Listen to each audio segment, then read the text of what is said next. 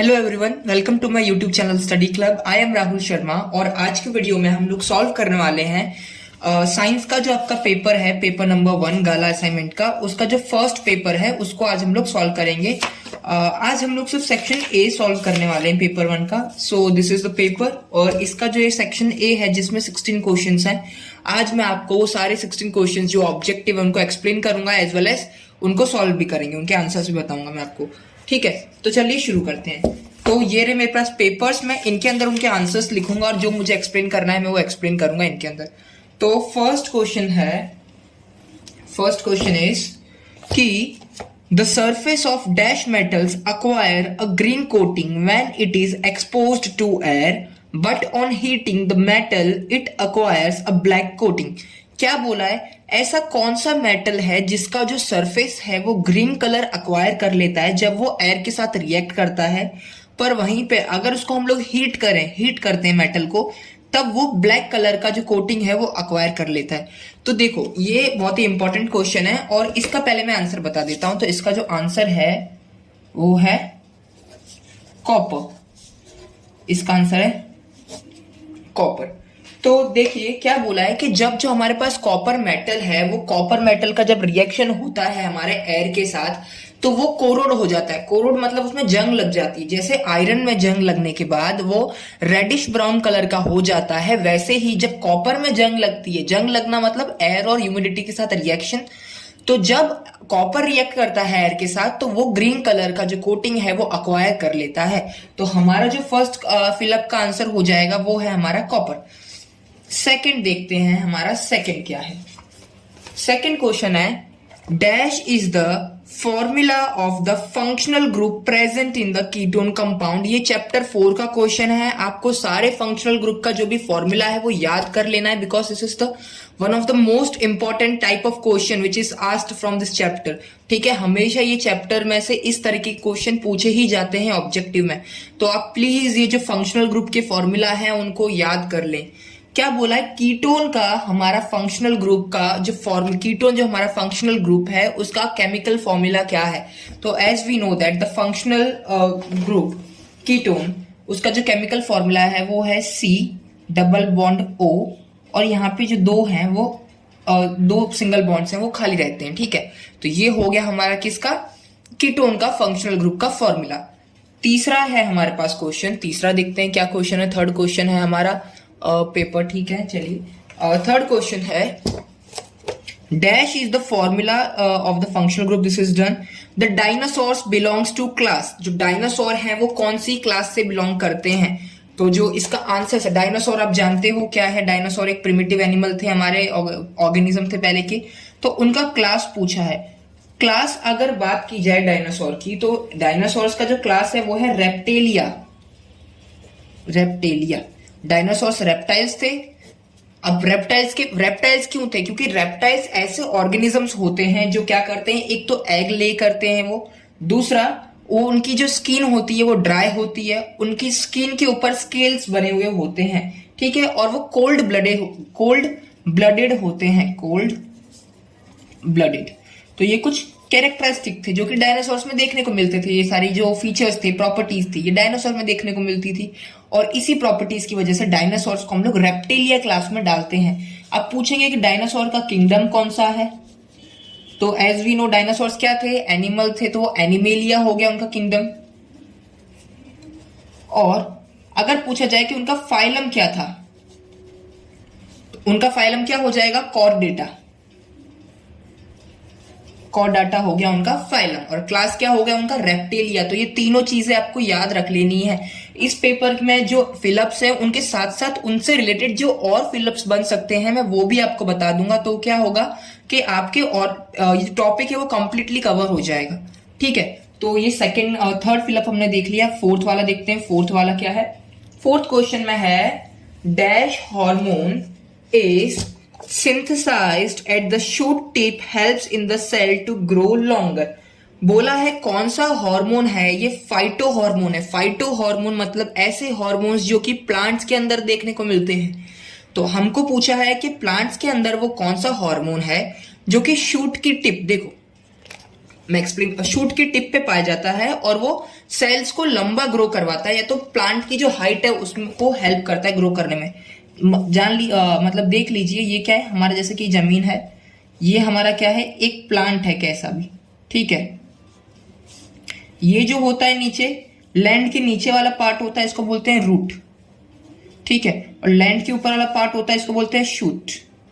और टिप मतलब कि ये सारी चीजें जो एजिस हैं इसके, उसको बोला जाता है टिप। तो ये टिप को लॉन्गर मतलब ब्रांचेस को और लंबा बनवाने के लिए, या तो प्लांट की जो हाइट है उसको इंक्रीज करवाने के लिए कौन सा हार्मोन है वो रिस्पॉन्सिबल है। तो एज वी नो वो कौन सा हार्मोन है, ऑक्सिन। ऑक्सिन एक ऐसा हार्मोन है जो कि शूट टिप्स पे प्रेजेंट होता है और वो प्लांट की हाइट को इंक्रीज करने में हेल्प करता है। तो ये हो गया, हमारे 4 fill ups are done here. Now next हम देखते हैं, नेक्स्ट क्या है। सो नेक्स्ट है ट्रू और false. The number of C single bond H in C2H6 is 6। ये क्या है हमारे पास, ये इथेन है। इथेन मतलब जिसमें 2 कार्बन हो, ऐसे कार्बन के कंपाउंड को इथेन कहते हैं। इसमें क्या बोला है कि इसके अंदर कार्बन और हाइड्रोजन का जो सिंगल बॉन्ड है, क्या वैसे कार्बन और हाइड्रोजन के सिंगल बॉन्ड 6 प्रेजेंट हैं।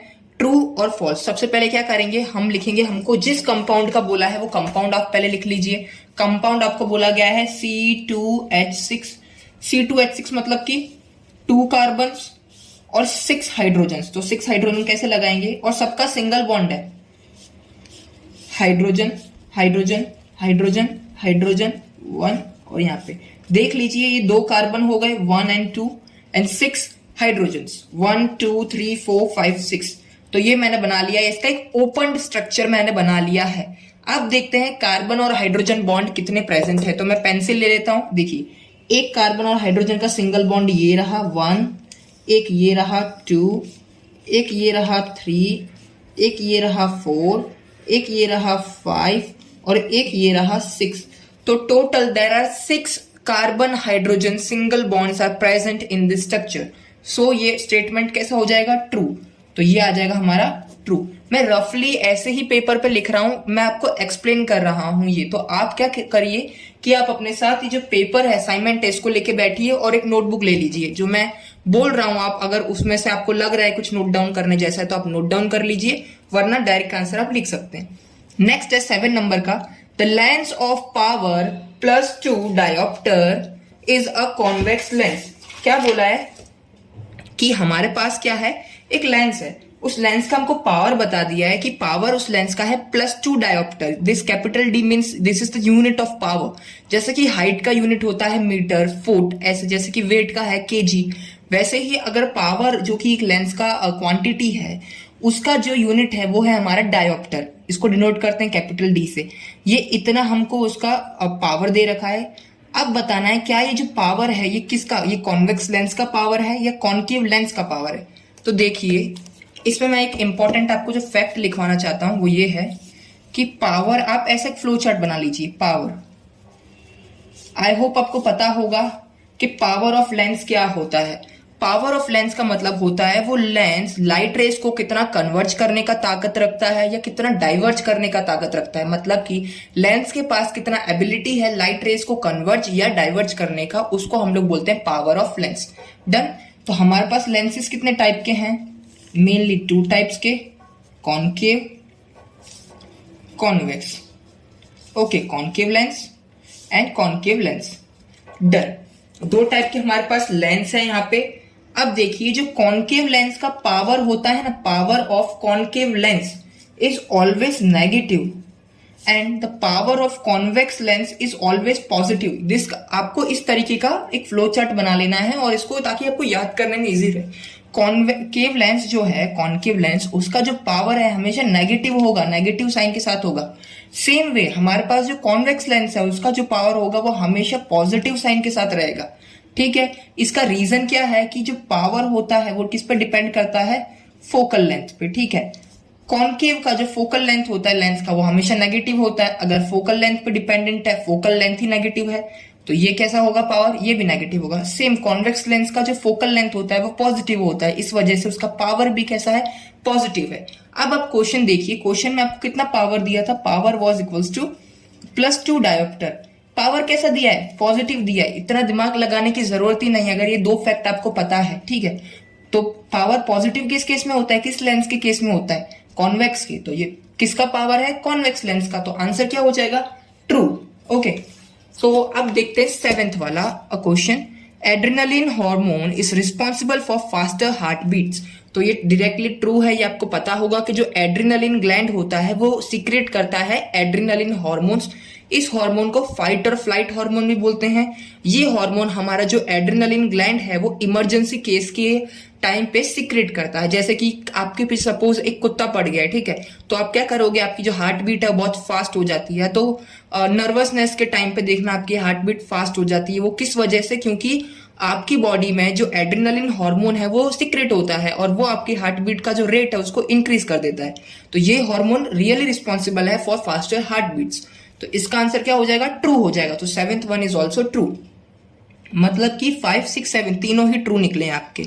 ओके, आई होप आपको समझ में आ रहा होगा। अगर किसी भी टाइप की आपको क्वेरी है छोटी सी भी तो आप प्लीज कमेंट जरूर करिए ताकि मैं समझ पाऊं कि आपको किस पार्ट में तकलीफ आ रही है, और मैं जरूर नेक्स्ट टाइम ट्राई करूंगा कि आपका जो भी डाउट है वो मैं क्लियर कर पाऊं। तो चलिए देखते हैं अब एमसीक्यूज में क्या है।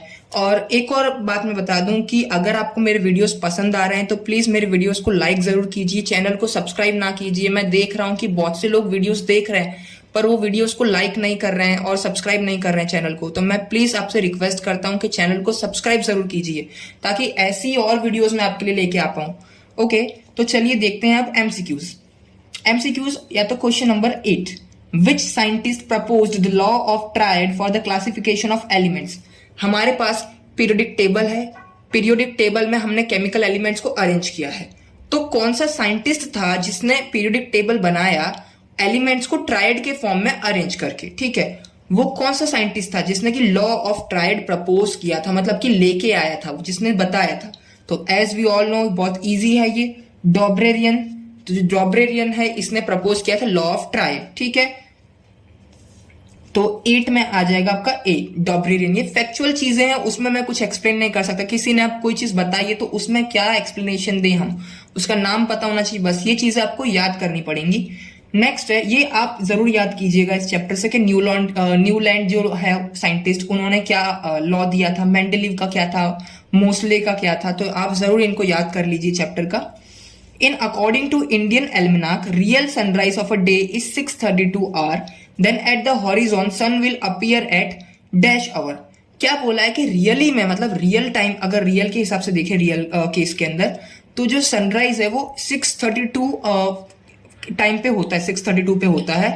पर जो हमारा सनराइज है हॉरिजॉन पे, सन कितने टाइम पे दिख जाता है हमको? 6:30 पे ही दिख जाता है, ठीक है। तो इसका आंसर क्या हो जाएगा? 6:30। मतलब 2 मिनट पहले हमको सन दिख जाता है बिफोर इट सनराइज। मतलब कि सन राइज हुआ ही नहीं है पर हमको 2 मिनट पहले ही वो जो सन है वो दिख जाता है हॉरिजॉन पे। हॉरिजॉन मतलब कि सी लेवल पे, हम जिस लेवल पे रह रहे हैं धरती पे, वहां पे, ठीक है। What is called a flower having both स्टेमन and pistil. ऐसे फ्लावर को क्या बोलते हैं जिसके अंदर दोनों सेक्स ऑर्गन्स हैं, स्टेमन भी और पिस्टिल भी, ठीक है। ये फ्लावर है, फ्लावर के पास स्टेमन होता है तो वो कौन सा फ्लावर होता है? मेल फ्लावर है, ठीक है। तो इसको और जिसका मेल फ्लावर बोल देते हैं उसको, ठीक है। और ये पिस्टिल है तो वो फीमेल फ्लावर हो गया। अब देखिए, ऐसा फ्लावर जिसके पास स्टेमन भी है, पिस्टिल भी है, मतलब इसके पास बाई सेक्सिस है, मतलब दोनों सेक्स हैं। तो ऐसे फ्लावर को हम लोग बोलते हैं बाई सेक्शुअल फ्लावर। बाई का मतलब होता है 2, सेक्शुअल का मतलब होता है सेक्सिस, जिसके पास दोनों जेंडर हो, मेल जेंडर भी, फीमेल जेंडर भी। ऐसे फ्लावर को बोलते हैं बाई सेक्शुअल फ्लावर। तो आई होप आपको ये 10 के 10 क्वेश्चन अच्छे से समझ में आ गए होंगे। चलिए बढ़ते हैं आगे, 11th क्वेश्चन देखते हैं। तो ये है एक मैचिंग एग्जाम्पल से उठाया हुआ ये मैचिंग, तो आपको ये याद करना पड़ेगा ये भी। तो होमोलॉगस ऑर्गन, एनालॉगस ऑर्गन और फॉसिल्स के बारे में ये चैप्टर है, हेरिडिटी एवोल्यूशन से है ये क्वेश्चन। तो क्या बोला है? होमोलॉगस ऑर्गन का एग्जाम्पल इन तीनों में से कौन सा है? होमोलॉगस ऑर्गन मतलब ऐसे ऑर्गन्स जिनका इंटरनल स्ट्रक्चर सेम है पर वो फंक्शन क्या करते हैं? डिफरेंट फंक्शंस परफॉर्म करते हैं। या तो इन अदर वर्ड्स, जिनका ओरिजिन सेम है बट वो अपनी सराउंडिंग के हिसाब से ऑर्गेनिजम्स के जो ऑर्गन है वो डिफरेंट फंक्शंस परफॉर्म करते हैं, उनको हम बोलते हैं होमोलॉगस ऑर्गन। ठीक है, तो इसका एग्जांपल्स हो गया हमारे पास limbs of frog and lizard. Limbs of frog and lizard का जो इंटीरियर पार्ट है, अगर उनको डाइसेक्ट करके अंदर से देखा जाए तो उनका जो भी एनाटॉमी है वो सेम है, मतलब इंटरनल स्ट्रक्चर। एनाटॉमी मतलब कि इंटरनल स्ट्रक्चर दोनों का सेम है। बट लिजर्ड्स के केस में वो किसी और काम में आ रहे हैं, फ्रॉक्स के केस में वो किसी और काम में आ रहे हैं। तो ये कैसे ऑर्गन्स हो गए? होमोलॉगस ऑर्गन्स हो गए। नेक्स्ट है एनालॉगस ऑर्गन। होमोलॉगस ऑर्गन का बिल्कुल अपोजिट, जिनका फंक्शन सेम है बट उनका जो इंटरनल स्ट्रक्चर है, ओरिजिन है, वो डिफरेंट है, ऐसे ऑर्गन्स को बोलते हैं एनालॉगस ऑर्गन। ठीक है, एग्जांपल क्या हो गया? Wings of birds and bat. जो पंख हैं बर्ड्स के, पक्षियों के, और जो हमारे बैट है उनके जो भी विंग्स हैं वो कैसे हैं? एनालॉगस ऑर्गन है। दोनों काम क्या करते हैं? उड़ने में ही हेल्प करते हैं, पर अगर उनको डाइसेक्ट करके उनका इंटरनल स्ट्रक्चर देखा जाए तो दोनों का इंटरनल स्ट्रक्चर कैसा होगा? डिफरेंट होगा, but they are performing the same function, that's why they are analogous organs. अब आपकी बुक में फॉसिल्स का एग्जांपल दिया होगा, तो ये फॉसिल्स हैं दो, एमोनाइट एंड ट्रिलोबाइट। ओके, तो ये हो गए फॉसिल्स के एग्जांपल। ये बहुत इंपॉर्टेंट क्वेश्चन है, आपको जरूर याद करने हैं होमोलोगस एनालॉगस के एग्जांपल्स। ठीक है, बहुत इंपॉर्टेंट क्वेश्चन है। नेक्स्ट अब देखते हैं ये वन वर्ड जो है क्वेश्चन, ये अब हम लोग देखने वाले हैं। तो चलिए ये कर देते हैं, देखते हैं इनको। क्वेश्चन नंबर 12 है, what is meant by valency. Valency का मतलब क्या होता है? वैलेंसी क्या होती है किसी एटम की? सो ये मैं लिख के ही करवाऊंगा इसको, तो because this is one sentence question. So valency, ठीक है, वैलेंसी क्या है? Combining power of an atom. किसी एटम की जो कंबाइनिंग पावर है उसको क्या बोलते हैं? Combining power of an atom.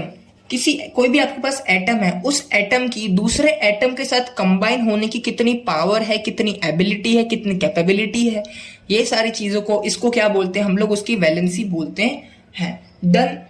तो ये हो गया वैलेंसी का मतलब। आपके पेपर में वैलेंसी का जो कैपेबिलिटी वाला डेफिनेशन है वो दिया होगा, पर ये और सिंपल डेफिनेशन है, combining power of an atom, this is valency of an atom. ठीक है, अब नेक्स्ट क्वेश्चन है क्वेश्चन नंबर 13।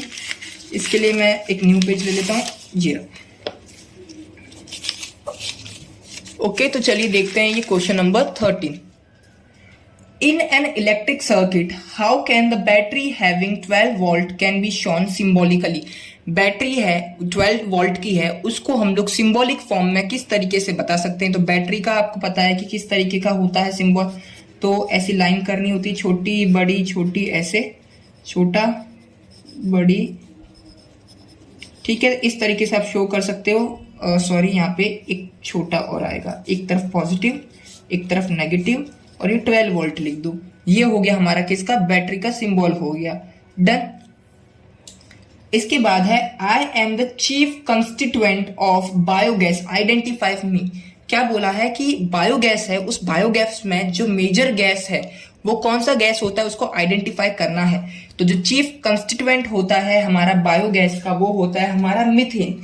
ठीक है, methane is the major gas of biogas. Biogas का जो मेजर पोर्शन होता है वो मीथेन से बनता है। इसको गोबर गैस भी बोलते हैं किसी किसी केस में। ठीक है, गोबर गैस, ठीक है। और इसका जो केमिकल फॉर्मूला है वो CH4 है। जो इंपॉर्टेंट चीजें मैं लिखवा रहा हूं ना, दूसरा नाम जैसे कि गोबर गैस है, केमिकल फॉर्मूला, वो आप एक जगह नोट डाउन कर लीजिए। ठीक है, ये आपको बहुत ही काम आने वाला है। नाउ लास्ट 2 क्वेश्चंस रह गए हैं। अब बोला है 15 नंबर में, mention the full form of CFC। हमको पता है कि ओल्ड टाइम में, तो पहले के टाइम में, कुछ समय पहले जो हमारे पास रेफ्रिजरेटर्स हैं, एयर कंडीशनर्स हैं, उसमें एक कूलेंट गैस यूज किया जाता था जिसका नाम था CFC। फिर बिकॉज ऑफ वो ओजोन लेयर को डिप्लीट कर रहा था काफी ज्यादा, तो उसका जो यूज है वो मना कर दिया UN ने। ठीक है, अब हमको CFC का फुल फॉर्म बताना है, तो इसका फुल फॉर्म होता है chlorofluorocarbon. Chlorofluorocarbon, this is the full form of CFC। Done. Last आपका क्वेश्चन है question 16। Which tree leaves are used in the manufacture of bidis. जो हम बीडीज मतलब कि देखते हैं, उन बीडीज का जो रैप होता है, रैपिंग करते हैं, मतलब उसको बाहर से देखा होगा आप लोगों ने, जो रैप किया जाता है अंदर तंबाकू को, टोबैको को, वो किस लीव्स की हेल्प से किया जाता है? तो इसका आंसर है तेंदू लीव्स। जो तेंदू लीव्स होते हैं, ये जो लीव्स हैं वो बीडीज को रैप करने के काम में आते हैं। तो आई होप यहाँ पे आपको जो सारे क्वेश्चन हैं वो समझ में आ गए होंगे। अगर किसी क्वेश्चन में आपको डाउट रह जाता है तो प्लीज कमेंट करके जरूर बताइएगा, मैं पूरा ट्राई करूंगा आपके डाउट को सॉल्व करने का, ठीक है। तो मिलते हैं अगले वीडियो में, उसमें सॉल्व करेंगे सेक्शन बी। कैसा लगा है वीडियो आप जरूर बताइएगा, चैनल को जरूर सब्सक्राइब कीजिए, वीडियो को जरूर लाइक कीजिए। चलिए मिलते हैं अगले वीडियो में।